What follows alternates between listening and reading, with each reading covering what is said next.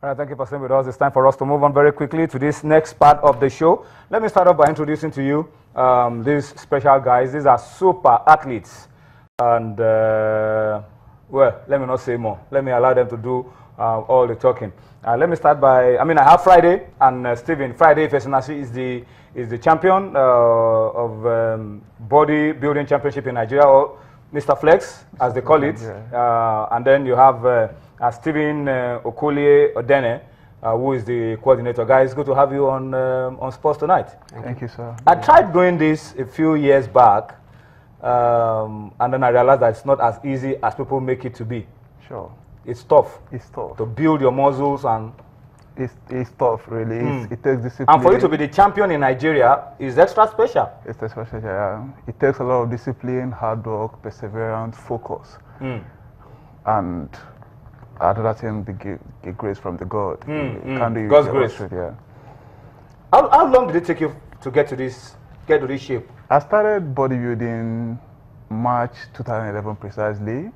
So after some 7 months of training, my former manager told me, man, you have a good genetic for this sport. Why not go for your first competition? Why not try? It's okay. I talked to a friend who happened to be my role model. He told me, man, you can do this. Just give it a trial. And then I went for my first competition, Men's Ultimate Classic, Nigeria in Port Harcourt. I came out third, which bronze medal, I think, in the lightweight category. I told myself, if I can do this, first tournament, I come out. There's a lot of future for you. Say, everybody like, man, you can go big. Try and put in more to this. The following year, I went again for middleweight. I think I placed third again, bronze medal. From there, I keep going and pushing. I took it as a career, like something I have to do for my life. And unfortunately, 2014, they advised me to come for the first Mr. Flex contest. Mr. Flex had been on section since 2011. But now I come for my first competition, I contested in the heavyweight because I'm already big and heavy. So in my first appearance in the Mr. Flex, I come out third, that's bronze medal in the heavyweight. I tell myself, man, I can't come out third again. I have to step up. What it takes for me to be the champion, I have to do it. Then I went back to Port Harcourt, where I decided I put in everything to work, up to my game, work out hard, put in my diet together, and by the grace of God, and I came back 2015. It was very tough, man, I will tell you. Battled it after everything. I conquered my category, the heavyweight, which qualified me for the overalls. The overalls, I think, is about the lightweight, the middleweight, and the heavyweight. 3 of us who contested again, and by the grace of God, I emerged victorious. And that's how you became the national champion. National champion. Congratulations. Thanks a lot, sir. Friday. I'm going to come back to ask you that, okay, after you've done all of this and you have become like this, what next? But let me come to Stephen. You have been coordinating this for how long now? About 18. I've been in bodybuilding for over 18 years now. But you don't have the body. You don't have the build. I used to. You make people, but you yourself are not. Formerly, I used to. But the truth, what dragged me into this is that about 18 years ago, I've been into bodybuilding, and I wanted to be part of them, the competitors, but there had not been encouragement in Nigeria. So that made me to draw back. I said 16 years after I came back, I said, what am I going to do for people to be known? Because one particular thing, when they say bodybuilders, they associate them with touting, miscreants, and they give them bodybuilding, bodyguard. Even as I'm talking to you, as we are coming, somebody saw him and called his bouncer. Yeah, bouncer. So we tell them, no, that's what I've been looking these for. These are professional bodybuilders. Because you see, it takes discipline, like he said, to be a true bodybuilder. And I can tell you, bodybuilding is the most expensive sport in the world. Because you have to be totally disciplined. You have to observe some diet and some other things.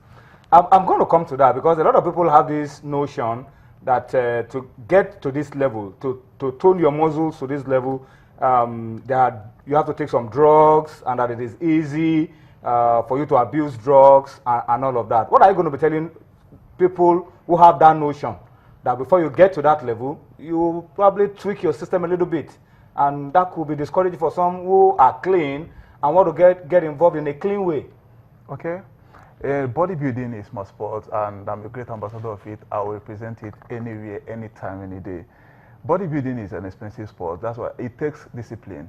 There is no shortcut to bodybuilding. So when people tell you drugs are not drugs, it's just a social, like when people are trying to do something, it's difficult for them. They will put in one thing, they will tell you, explain it away. They want to just explain it away. They want to explain it away, they are using drugs because they cannot do it, because it takes discipline.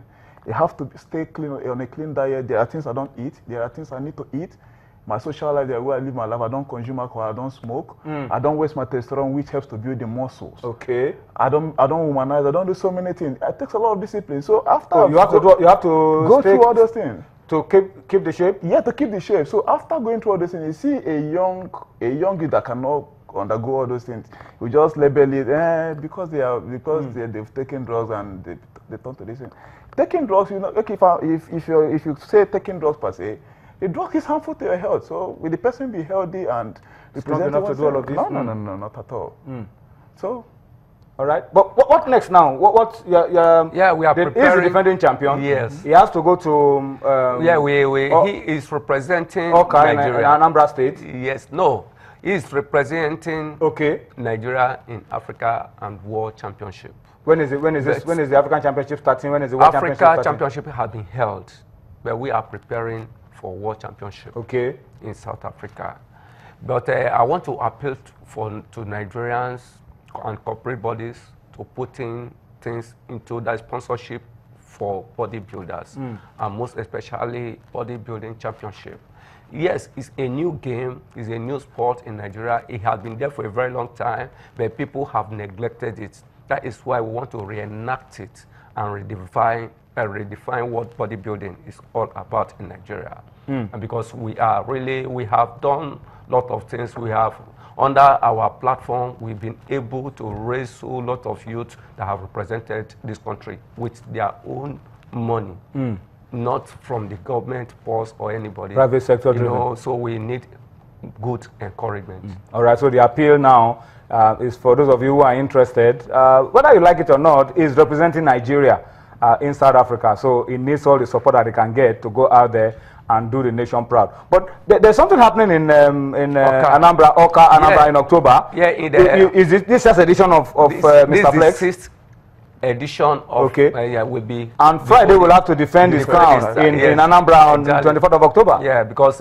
we expect all the 36 states to come and vie for and bring representatives. How are they going to do it? Sometimes there will be a. Do you have a national body, a national federation? For now, there has not been national body, but what we do, we have people who are into it that will coordinate their states. So they will know the best people to represent their states. And it's been growing. It's growing. There's no year where we have more states that comes for the championship. All right, so we are looking forward to Oka and Anambra in October, and he's going to South Africa to represent Nigeria. We wish him the best of luck. I'm not giving up. Right. I'm not going to give up. No. I'm not going to give up. I'm going to keep pushing until I look something close to this. But is this still possible? And at what age would you advise people not to try to do bodybuilding? Or you can do it at any time? Okay. You can do. Bodybuilding is the oldest sport. Even at 60, 70, you can still be a bodybuilder. But at that age, then you will be classed in a master group.